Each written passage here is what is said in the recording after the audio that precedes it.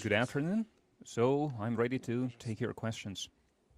Good afternoon. Russian newspaper. Mr. President, yesterday you took part in a meeting on peace and development in Asia, and yesterday you spoke about the development of a new organization. How would you assess those plans, and why do we need to do that? Well, we were thinking about that back when the organization was established, I think some 30 years ago. And it seemed that there are enough other tools that we could compare notes on the matters of enhancement of security, but then it turned out that it's not so. And these additional instruments, especially for the Asian region, they are needed and they must be perfected. Back then, one of the initiators to establish this organization was the first president of Kazakhstan, Mr. Nazarbayev, and, well, you see, he doesn't hold office anymore. He is not part of this organization, but the association itself still goes on, and Kazakhstan suggested to create an organization based on this. That's how OSCE was created. It used to be a forum to discuss matters of security in Europe, then it turned into the OSCE we see today. I think it will be in demand, it will be required not only in Asia, but also only in Asia or Europe. I can list you all the things. I think it will be in demand. I think it's a timely measure, and everyone supported this. Good afternoon, Alexei Lazarenko, Izvestia. Just moments ago, the first forum, Russia-Central Asia, was completed. Do you believe that Russia is still, that Central Asia is interested in Russia?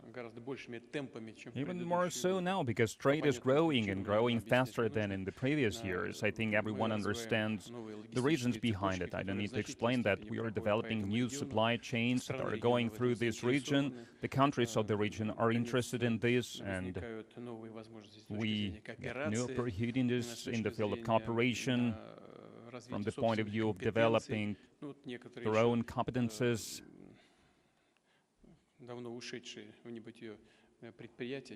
Well, some companies that perished a long time ago, now we think about how to resuscitate them, how to use their technology basis, and we could do that in Central Asian countries as well. It would be a matter of interest both to us and to our partners. It is the first part, and the second part is about how we can achieve this, how can we achieve the financial sphere, how we could transit to the settlements in national currencies, how we can use the financial messaging system. There are a lot of matters, practical matters, that our partners in Central Asia are interested in. I'm not even speaking about security or counter-terrorism activities, about the situation in Afghanistan, for example. Yes, we are talking about that in CSTO and CIS, but first of all, we are talking here about Central Asian republics in this regard. So this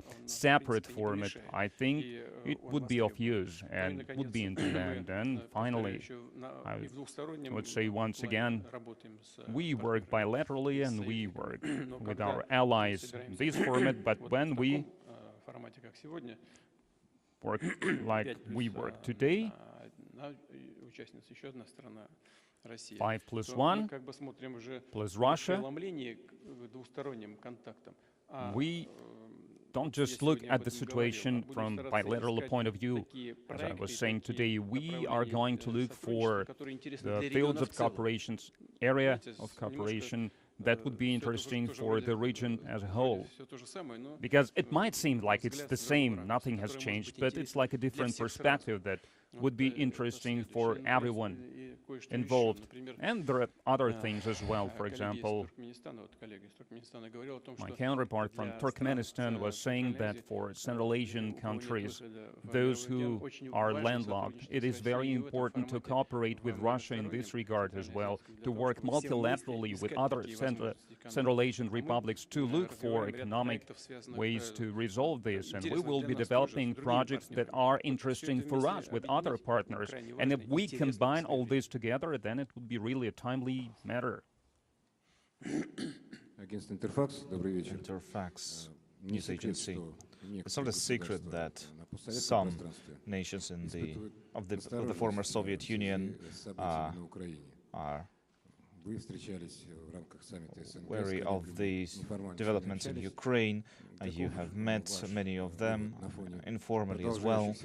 What's your view on what they think as developments continue in Ukraine?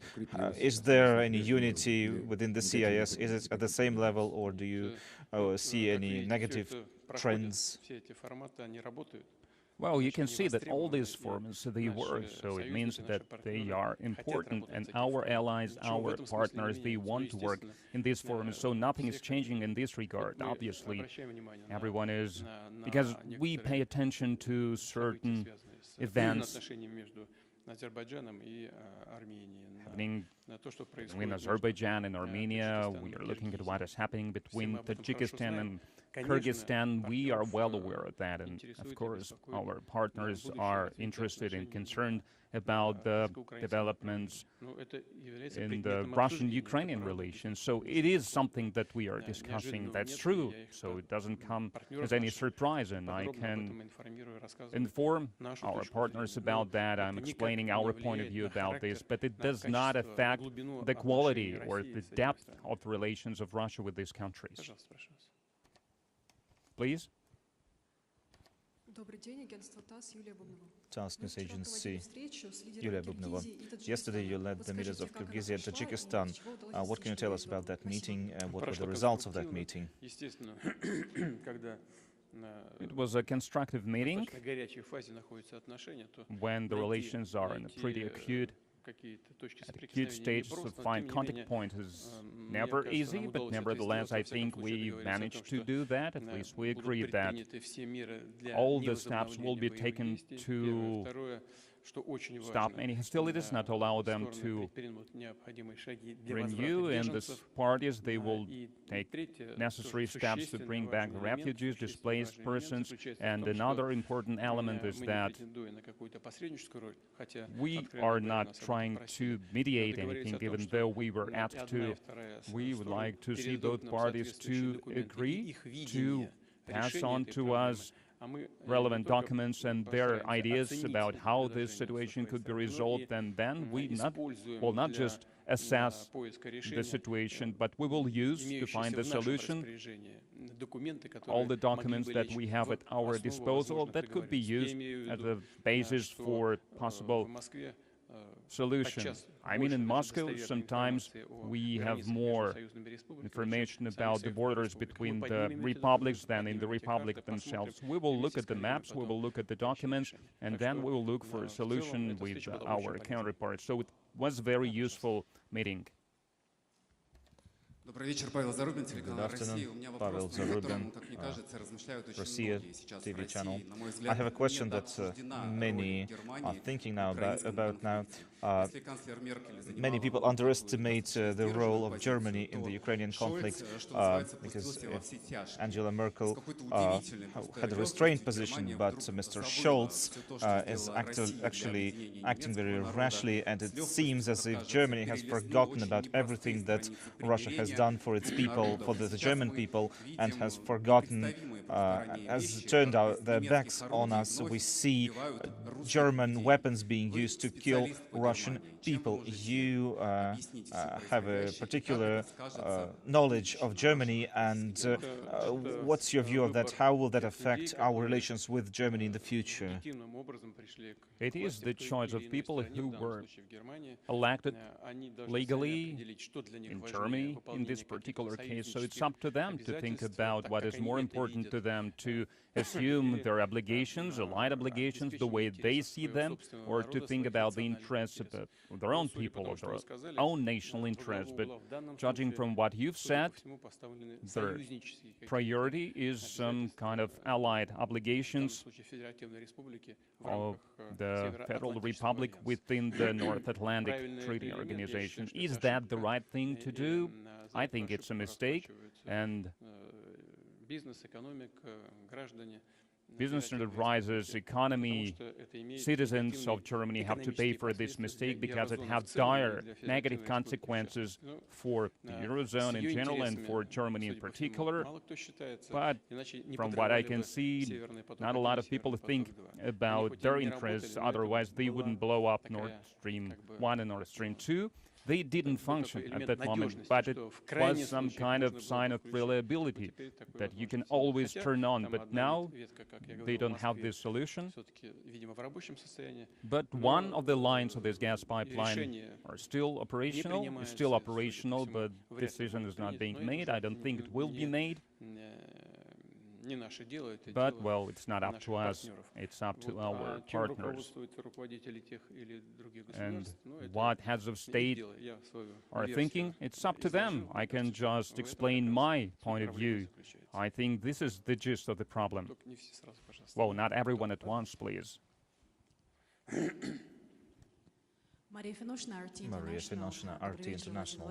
Good afternoon, Mr. President. Before your trip to Kazakhstan, you met the President of UAE here in Astana. You also met the President of Turkey.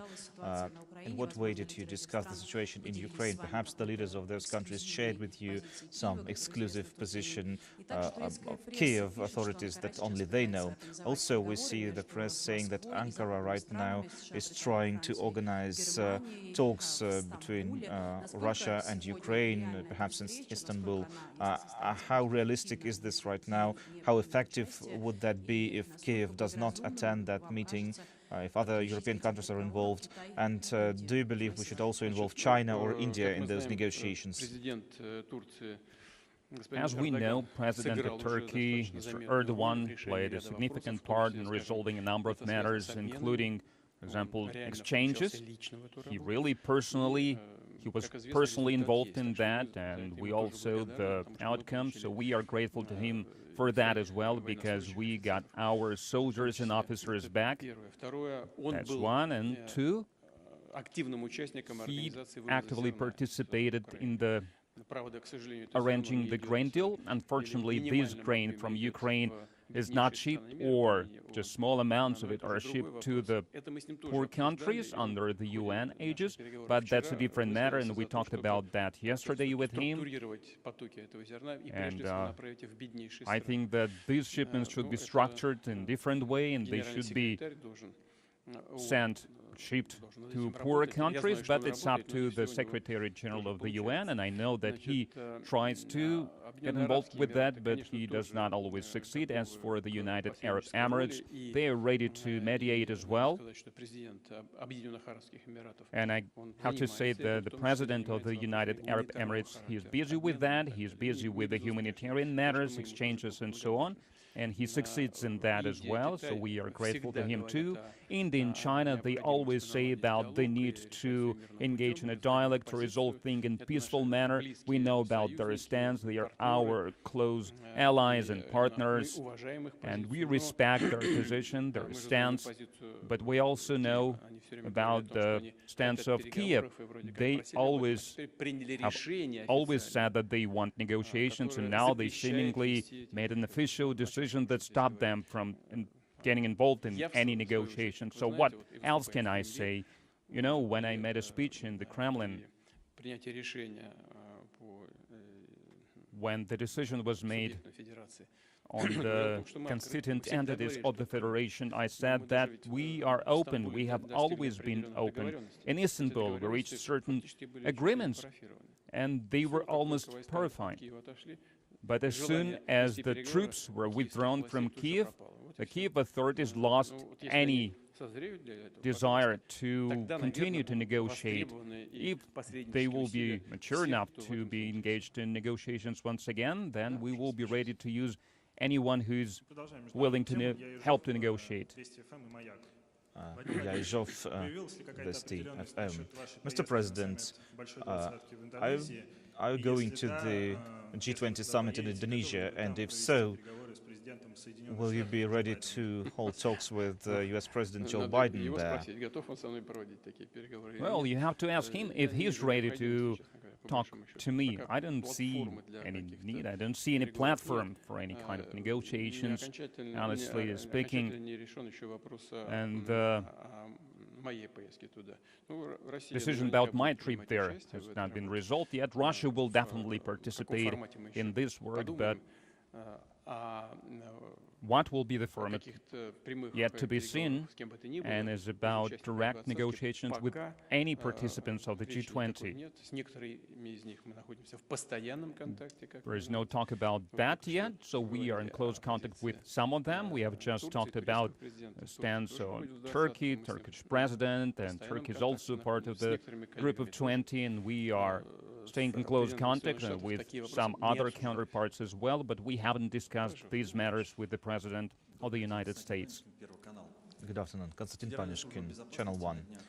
The Federal Security Service recently said that a device that blew up the Crimean Bridge was initially brought there by sea from Odessa. How will that perhaps change Russia's attitude towards sea travel organized by Ukraine? Maybe we're going to do something to stop that. Also about the grain deal, they were talking about the idea was to transport grain and not explosives. So what are we going to do about that? The Federal Security Service said that most likely this cargo, this explosive device, was shipped by sea from Odessa, but it hasn't been defined beyond any doubt was any kind of freight ship was used or not.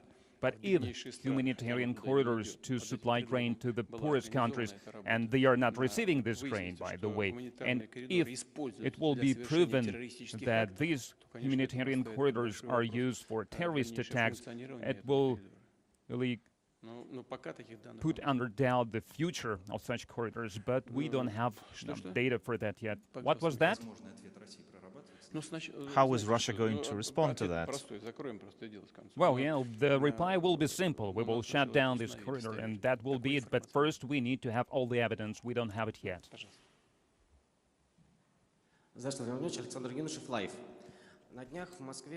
Recently, in Moscow, a man was detained for listening to Ukrainian music.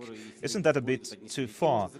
Because we could start banning Ukrainian films or the writer Gogol, etc.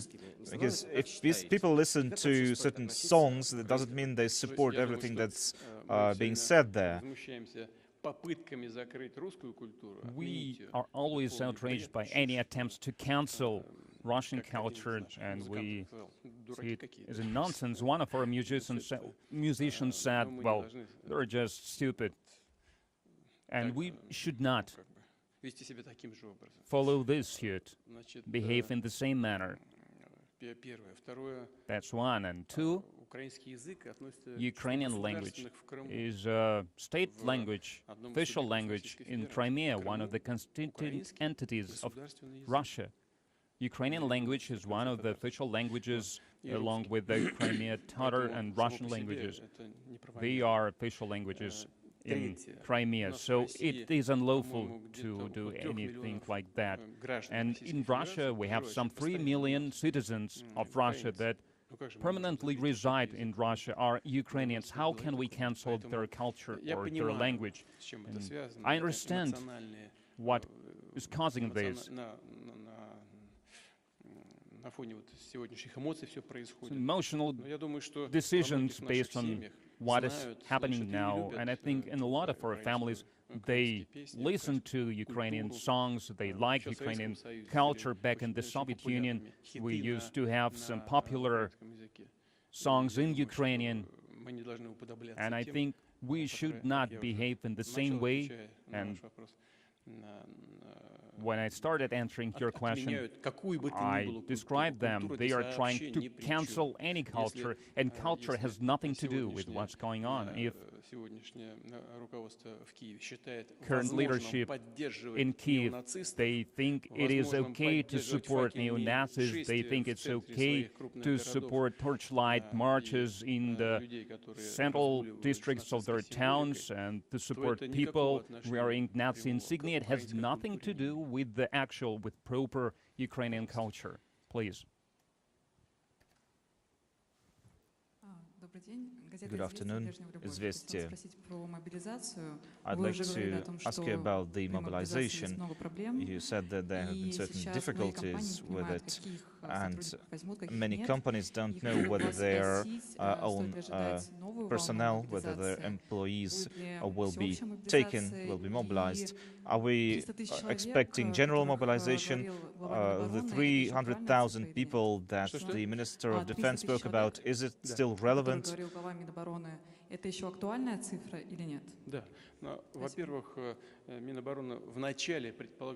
Well, in the beginning, Defense Ministry thought about smaller number, not 300,000. That's one. Secondly, we do not plan anything additional. I didn't get any proposals in this regard from the Defense Ministry, and in the foreseeable future, I don't see any need in that. As for the nonsense that is happening, is because there is some outdated ways to gather data. It was not updated for decades, and when all these events, mobilization events, drafting events started, then the truth was out.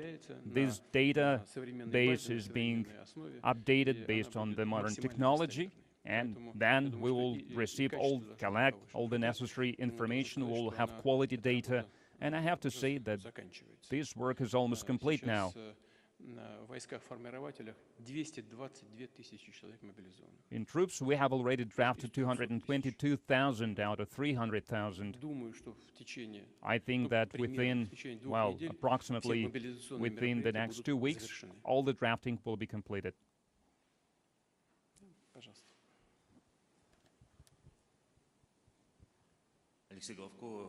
Alexei Glavko, Tiva, Russia, Vesti. So we are now in Kazakhstan, and there are many people who left Russia to Kazakhstan after the announcement of the partial mobilization. Many moved to other countries as well. Some in Russia call them traitors. In the State Duma, they called for expropriating their cars. What would you say about those people who left Russia after the mobilization? The assessment should not be emotional. It should be based on law. Someone left because they were afraid of something. Someone left because they want to dodge draft. Someone else has some ideas of their own. So in every particular case, we should think about legal terms, and we should take action against any individual based on legal terms. I think it can't be in any other way. Please, a young man next to you. Thank you. Gleb Ivanov, Arguments and Facts. Again, about mobilization. We are getting first reports about people mobilized, personnel being killed in Chelyabinsk region. There are reports about people who got killed in Moscow. A person who worked in the Moscow city government was killed on the front, and he didn't have any special military training. So how does that happen that people just 3 weeks after the start of the mobilization get killed in Ukraine without proper training? And one more question about the Crimean Bridge. After the terrorist attack there, do you personally believe that the terrorists the security measures are enough at various infrastructure projects in metro stations and on railroads, in power plants, etc.? As for the mobilization, I can just repeat what I have said before. The line of contact is 1,100 kilometers, and to keep it only with the soldiers that are there on the contractual base, especially since they are participating actively in the offensive events, we cannot do that. And all the citizens that are drafted under this mobilization, they should be trained.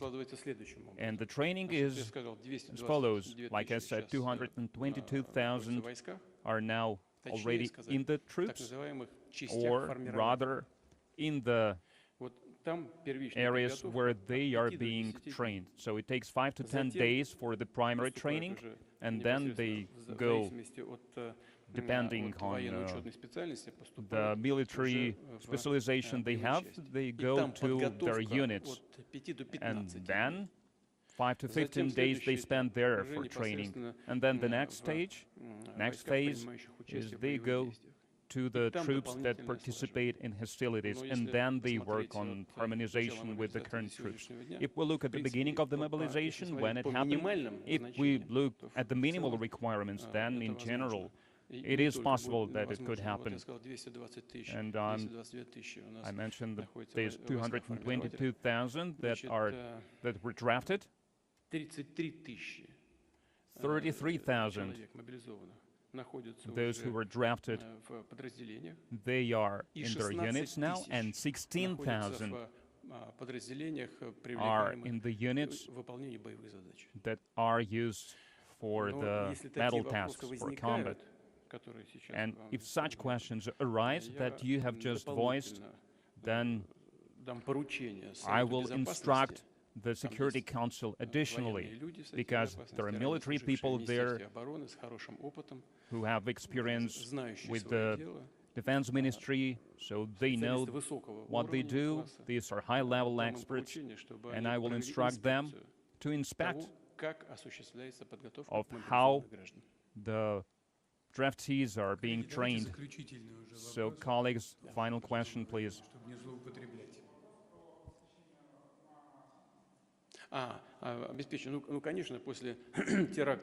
Yes, after the terrorist attack on the Crimean Bridge, all the relevant services, they were instructed to enhance security, to protect all the strategic infrastructure locations, and they will carry out all the necessary things to do that at energy sites of various levels, of various classes, at transport infrastructure sites. We have a very big country. Our country is very big. That's why we will hope that this work will be efficient. So far, we have succeeded. Commerçant newspaper. Do you believe that after all that's happened, Ukraine will remain as a state, as a sovereign state? And do you have any regrets, President Putin? No, I want to make one thing clear. What is happening today is not a good thing, to put it mildly, but we would have gotten the same later, and the conditions would have been worse. So we are doing the right thing. We are doing the timely thing. Will Ukraine continue to exist as a state? Will Ukraine remain as a sovereign state, and will Russia?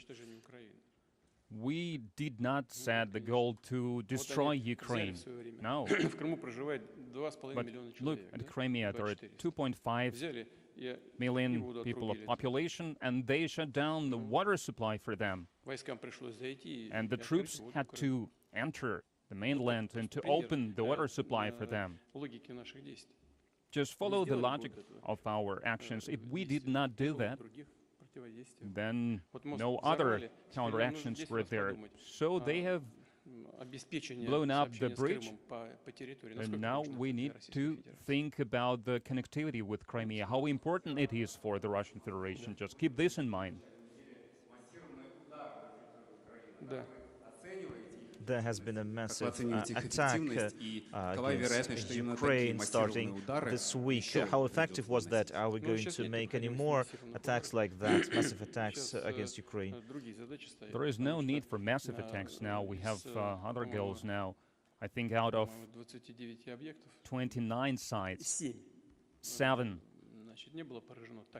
were not hit the way the Defense Ministry planned, but they are trying to get to them. There is no need for massive strikes, at least for the time being. Well, we'll see what will happen next. Thank you very much. Is that it? Thank you. The final one. Thank you so much, Sergei Dianov, RIA Novosti. NATO is openly saying that Ukraine's defeat will be a defeat for the NATO alliance. Do you believe that NATO could send its troops to Ukraine if Kyiv faces some dire situations on the front line?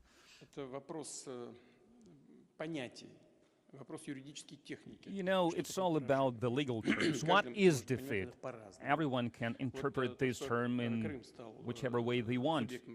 The fact that the Crimea is the constituent entity of the Russian Federation, it was acceded to the Russian Federation in 2014. Was that a defeat? We need to understand what terminology we use, but entering any kind of forces and using them for direct confrontation with the Russian army will be a very dangerous step that could lead to global disaster.